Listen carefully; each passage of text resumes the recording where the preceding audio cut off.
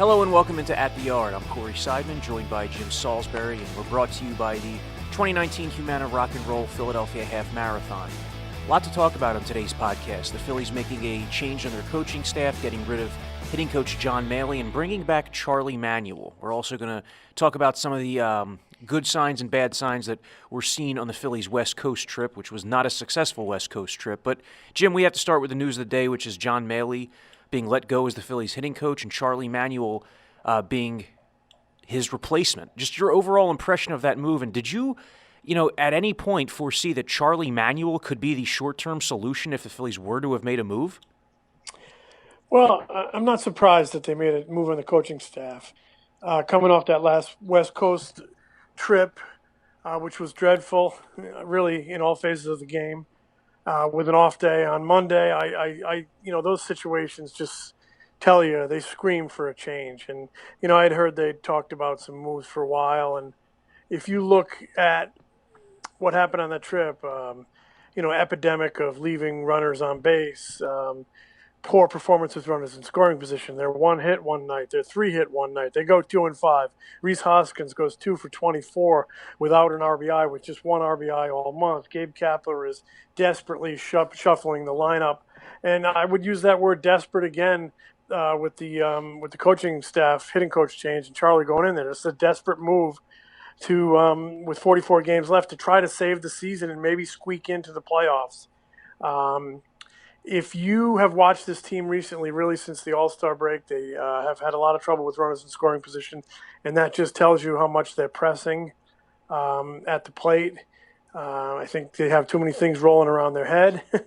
And Charlie Manuel is a guy that's always preached, you have to be relaxed. You have to be free and easy. You have to be tension-free and clear-minded to hit.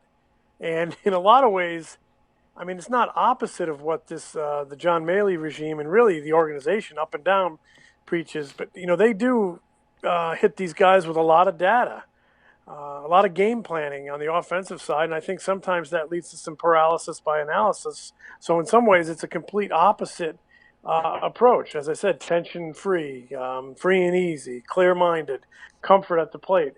So I kind of see it as that they're trying to take a group of hitters and put them at ease for 44 games, stop them from pressing. And, Charlie is the guy that can do that because, like I said, his approach, the things he stresses, the personality he has, he's familiar with these guys, still in the organization, works with a lot of hitters. I think he watches them almost every game. He's around at a lot of home games.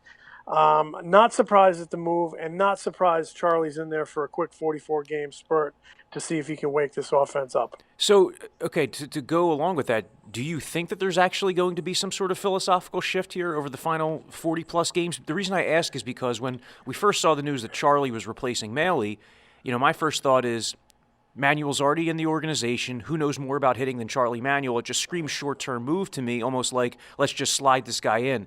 But, from what you just said, do you foresee that the Phillies could be kind of going away from the philosophies or the practices that they've been teaching, spent most of the last two seasons teaching? That's a really multi-layered question because they're teaching those philosophies all the way down to A-ball. And kids are coming into the system, and they're teaching them that way. They restructured their minor league hitting staff last year, hired a bunch of like-minded coaches that we're all kind of teaching the same philosophies as John Mallee. So I don't think there'll be a shift up and down the organization unless ownership steps back after the season and decides they need more of a dramatic change in the organization. Unless they clean house in the front office, then possibly you could see some type of a shift in the overall organizational approach. Zeroing in at the big league level, I think, believe it or not, we've already seen a teeny bit of a shift in approach, albeit I think temporary, but you have Kapler a few weeks ago saying we need to hunt more fastballs early in the count. That was very interesting to hear him say. And then most recently, before Sunday night's game in in San Francisco, he said, we're not giving these guys any data today. We're not feeding their heads, filling their heads full of a bunch of data and info. We want them to be relaxed. We want them to be athletic. We want them to react and let their natural hitting athleticism come out. That sounded like a little bit of a temporary shift in approach. They went out and actually got 10 hits that night, losing. The late in that game, Jake Arrieta gave up a lead early, and then the bullpen imploded late. But so I think we've seen some shifts in philosophy, at least at the big league level. But I'm not sure they're going to be long term. I think right now my take is they're probably for 44 games to try to wake up Rhys Hoskins and try to get Bryce Harper going and try to get JT Realmuto going and try to relax a team that just seems to be putting a lot of pressure on itself. The actual philosophies that the Phillies have enacted offensively the last 2 years, it's not as if it's unique around the league. You see a lot of teams that want to hit the ball in the air, hit the ball hard, not on the ground. It's just that it just seems that the Phillies haven't had the personnel over this 2-year span to really effectively do that. And you look at all these numbers since the All-Star break, the offense is only getting worse. For a long time here, the last 2-3 months, there's been a portion of people that watch and follow the Phillies closely who thought that this team was on the cusp of making a run or had at least maybe one run in it, but the performance has only gotten worse. I mean, this team ranks 26th or worse in the majors since the All-Star break in batting average, OPS, extra base hits, and runs scored. So, to your point, it was almost like a change needed to come. Do you think that there are any other changes to the coaching staff that could be coming? Because let's face it, this pitching staff has been almost as disappointing as the offense. Yeah, I think it's a possibility that they make a change in their pitching coaching staff. I mean, they let's face it, they ran off a really good one in Rick Kranitz, who's now steaming toward the postseason with the Atlanta Braves. They had Chris Young move into the role. He has a lot of shared philosophies with the front office, with the R&D department, and with the manager. But I think he's under the microscope as well here. They have an assistant, Dave Lundquist, who is very familiar with these guys from the minor leagues. And I notice more and more that he's working with a lot of these pitchers on some of the mechanical things. So not sure if there's going to be a change there. But I think there could be. I think there's questions about how Chris Young is connected with some of the staff. So that's something I think is worth keeping an eye on. Jim, one of the players that you mentioned in particular there when talking about the slumping offense out west was Rhys Hoskins, who really has been in a brutal slump here over the last month or so, and particularly over the last 2 weeks. His last 15 games, Hoskins is 7 for 56, hitting 125 with a 279 on-base percentage. In the article that you wrote at NBCSportsPhiladelphia.com, you mentioned how Charlie Manuel had his experience with Hoskins on Hoskins' run-up to the major league level. Do you think that there's anything in particular that Charlie can unlock in Rhys Hoskins? Because we've seen a guy who, for much of this season, has been extremely passive at the plate. I know he has the home run total in the low 20s, and he's driven in a good deal of runs, but it just still feels like there's a little bit more that Rhys Hoskins can give the Phillies from a power perspective. Yeah, one of Charlie's big things, in addition to being clear-minded, free and easy, and relaxed at the plate, is don't miss that first good one to hit. Be ready to hit. Those are things Charlie always has stressed and preached, and I think he will stress those things to Hoskins. I mean, you mentioned sometimes he looks a little passive, and there are times he does, and lately an awful lot of infield pop-ups, including one with the bases loaded Sunday night in San Francisco. So I think Rhys Hoskins could benefit from Charlie's counsel and Charlie's wisdom and his kind of the way he can put people at ease, put hitters at ease, and get them believing in themselves. Charlie's a master. One of Charlie's big strengths is building confidence. I mean, he's not a huge tinkerer with mechanics. He loves to talk hitting, and he likes to make you believe you're a Hall of Famer and build your confidence. And so I think that could ultimately help Rhys Hoskins. But I think he will stress to Rhys, go up there, be ready to hit, don't miss the first good one. Jim, is it reading too much into it, or is it off base to kind of look at the addition of Charlie to the staff as almost like adding a chaperone to Gabe Kapler's coaching staff? I don't know. I don't think Charlie is going to go in it like that. Charlie, he's the baseball equivalent of a gym rat. And more precisely, he's a batting cage rat. So I don't think he's going to be there to chaperone the staff. I mean, I mean, it's Gabe's staff. He's got to chaperone his staff. If there's a problem with him chaperoning his staff, he shouldn't be the guy. You have Rob Thompson as your bench coach, one of the best lieutenants in all of baseball. So I don't look at Charlie as chaperoning. I think Charlie had his time as manager. I don't think he wants to manage this team, and he has his legacy as a manager. He's a Philly. He loves the Phillies, and he's going in there for 44 games to try to help them salvage something and play a game or two in October. That's what he's doing. Now, if it happens and these guys take off and they come at him and say, Charlie, boy, we'd like to have you another year in that hitting coach role. Well, money talks. We'll see what happens. But I don't think he's coming in there as a chaperone. I think he's coming in there. Look, Gabe Kapler's he's shaking up his lineup. He's used Harper leadoff, anything to get a spark offensively. And I think this is just another example. And I can't emphasize enough. This is a team that is pressed offensively, and Charlie's a guy who has great experience putting hitters at ease and building their confidence. And I think that's part of it. Big part of it. Hey, circling back to the pitching staff and the decision to replace Rick Kranitz with Chris Young. Not that the Phillies would say this publicly, but do you think that's a move that they regret? I don't know. I don't know if they regret it. I mean, if you look at the performance, I would think possibly. But, I don't know if they'd ever admit it. One of this team's big downfalls this year, let's look at a lot of the downfalls. They lost Andrew McCutchen. Really, really hurt. They had injuries in the bullpen. Really, really hurt. But, one of the big things, and they've had underperformance in the lineup, has really, really hurt them. But one of the big things I think that's really hurt them is no one, you had Nola and Arrieta coming into the season, and then you had four guys that you needed two of them to step up in filling three spots, and none of them really have. Velasquez, Pivetta, Eflin, Eichhoff. I mean, each one of them has had turns in the rotation, significant turns in the rotation. Each one of them has been bounced to the bullpen at various times, and essentially failed to hang on to that job in the rotation. I see that as one of this team's big failures. And, you have to dig deeper and just say, why did the team think that they were all set in pitching with those guys? Who was predicting that all these guys would step forward and no one did? I mean, where was the misevaluation? Where did that occur? And who's accountable for that? They knew they needed pitching. They went after Patrick Corbin. They made him an offer. It came up short. 5 years as opposed to 6 years in Washington. And I don't say I blame them for not going 6. I think those are very risky contracts. They tried to get Jay Happ. Hasn't pitched all that well in New York. Maybe it was a stroke of luck.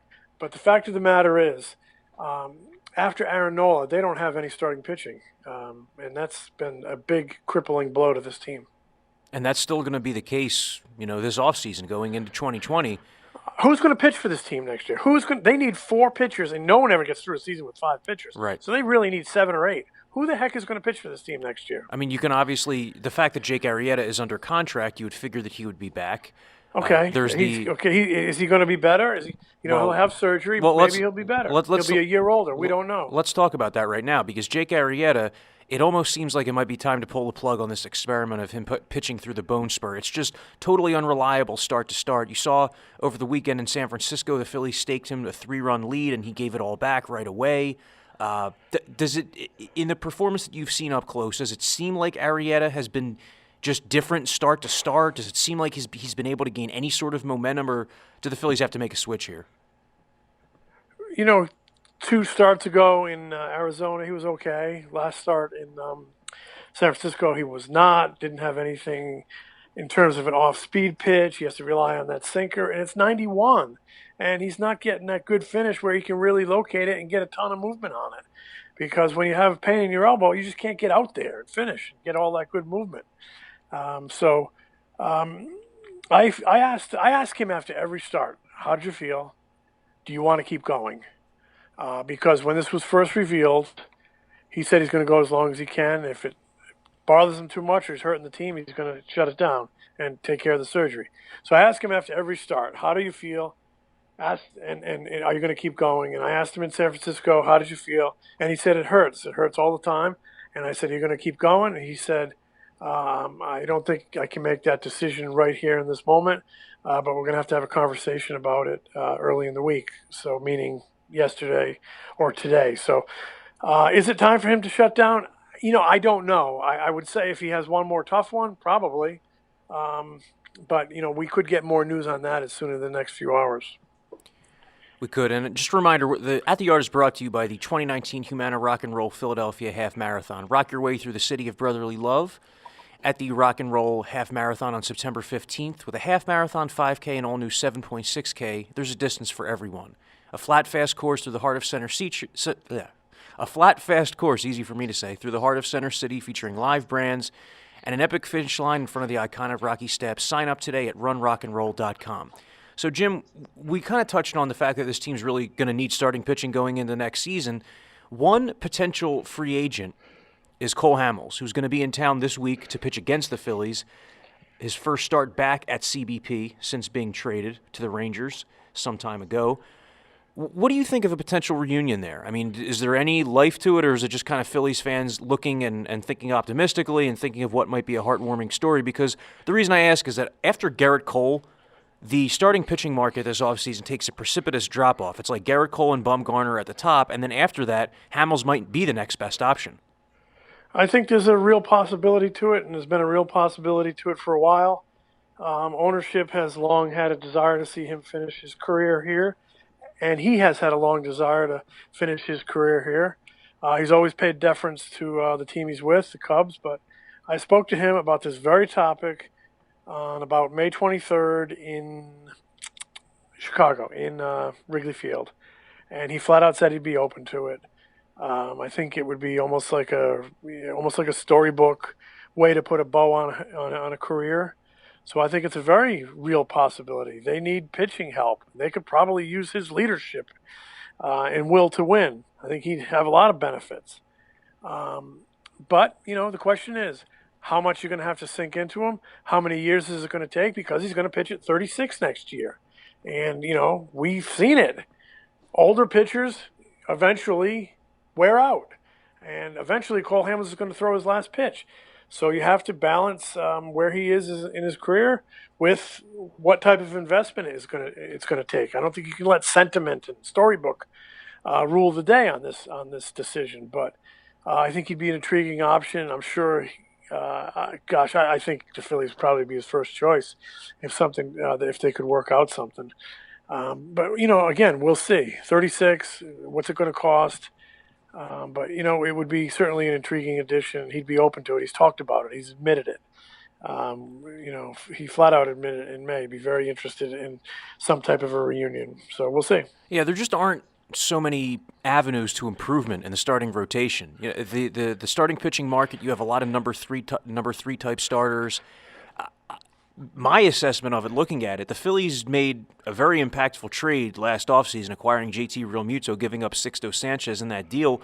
It would seem like that would preclude them somewhat for making another sell-the-farm type trade this offseason, considering how many pieces they still need. Do you think that they could explore? I mean, I know that they're always exploring everything, but do you think they could strongly consider making a trade, or would free agency seem to be the more logical way to improve this rotation? I think they'll explore everything.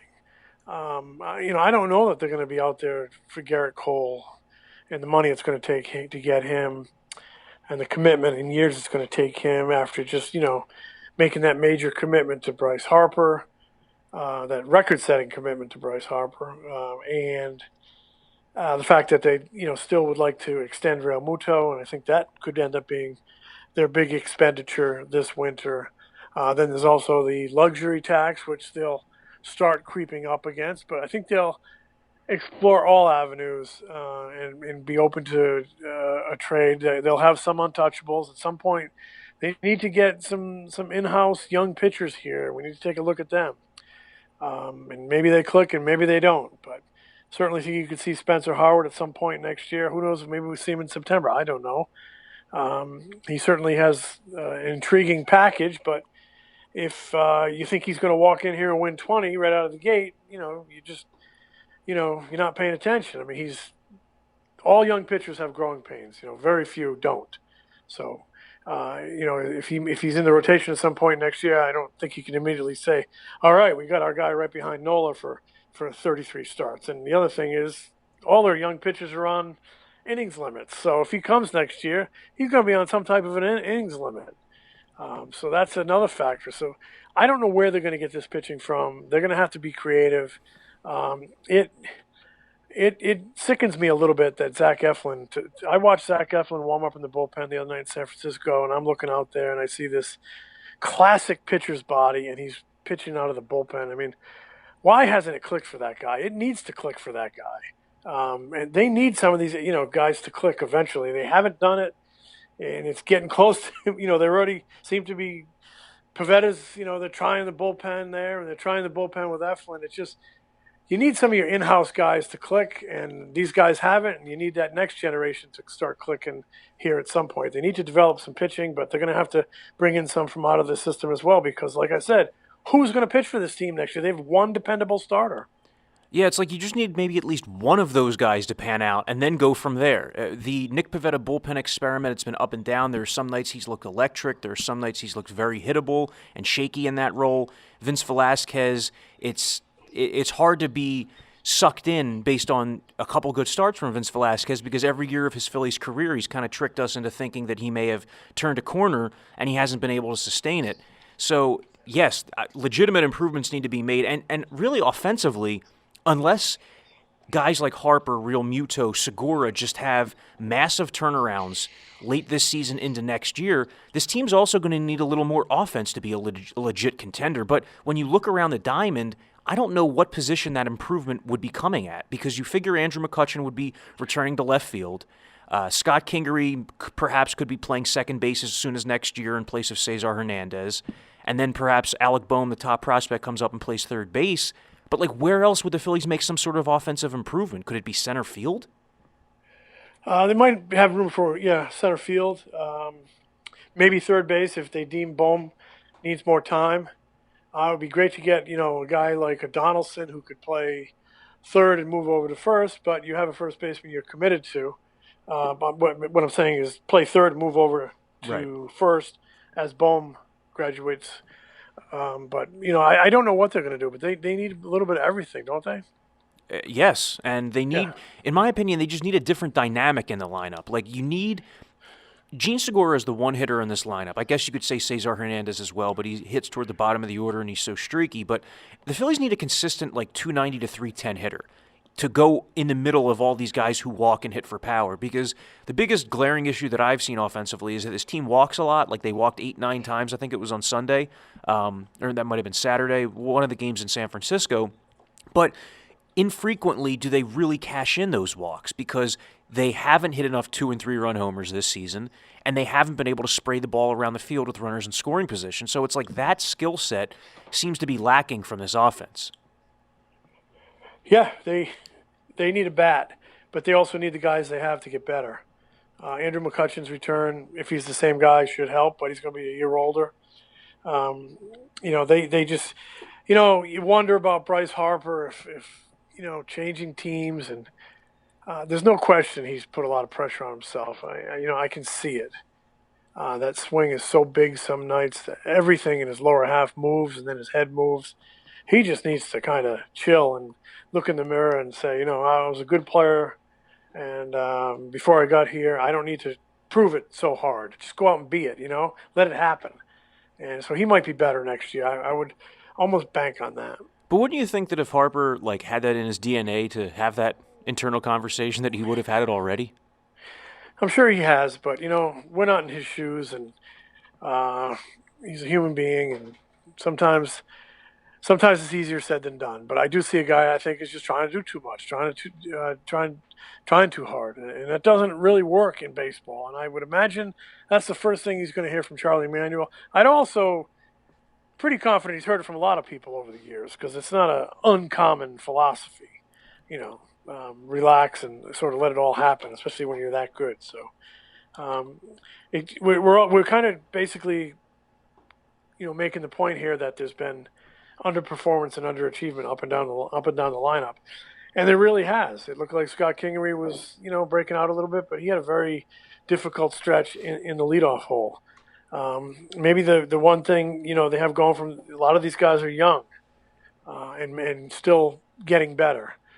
including Hoskins. They really need Rhys Hoskins to be the hitter that they think he can be, that he has been in the past. So we'll see.